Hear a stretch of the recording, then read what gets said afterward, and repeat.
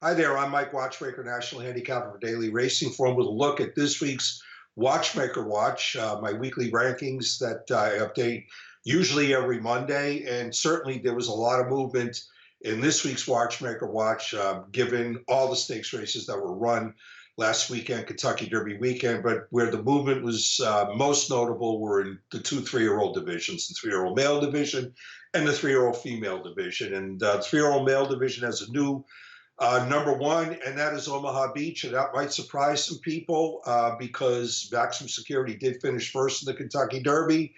I just believe Omaha Beach is a better horse, and I believe that if Omaha Beach was healthy and he ran on the Kentucky Derby, he would have won it, especially with the way that race was run, unless, of course, Maximum Security carried him out to the parking lot. But I digress. I still believe Omaha Beach is a better horse, and that's why I am number one. Maximum Security is number two.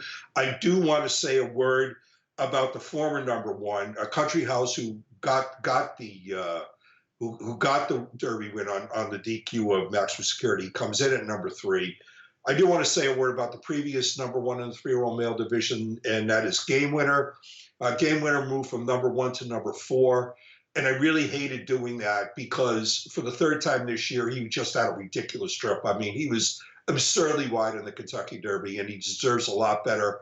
I just couldn't keep it number one because he hasn't won a race this year, but he's absolutely as good as any of the horses that we've seen amongst these 3-year-olds this year. And, one of these days he's not going to be 26 wide in a 19-horse field, and he's going to win, and people are going to say, hey, Game Winner's back. Well, guess what? He's never gone away. He's run big races every time out this year. He's just had terrible luck. Let's move on to the 3-year-old females, and we have a new number one in here, too, and that, of course, is Serengeti Empress, who was a front-running winner of the Kentucky Oaks. And the Kentucky Oaks was an interesting race. It was run on a track on Friday at Churchill that I thought was speed favoring, and Serengeti Empress took advantage of that. That said, she also set the fastest pace of all the route races run that day. So her effort, while certainly with the flow of the racetrack, was aided, by the way, was also solid because of the fractions that she set. And the Kentucky Oaks is unquestionably the biggest race in the 3-year-old filly division, at least in my way of thinking. So Serengeti Empress absolutely deserves to be number one. Bellafina, the previous number one, was down to number two. She disappointed again at Churchill. It's obviously not her racetrack. She's way better than she showed in either one of her performances at Churchill. She also did not run particularly well in the Breeders' Cup Juvenile Fillies last fall. Break Even makes a big move up to number three in this division. Break Even, most impressive winner of the 8 Bells. She's now undefeated, and she's virtually unchallenged, too.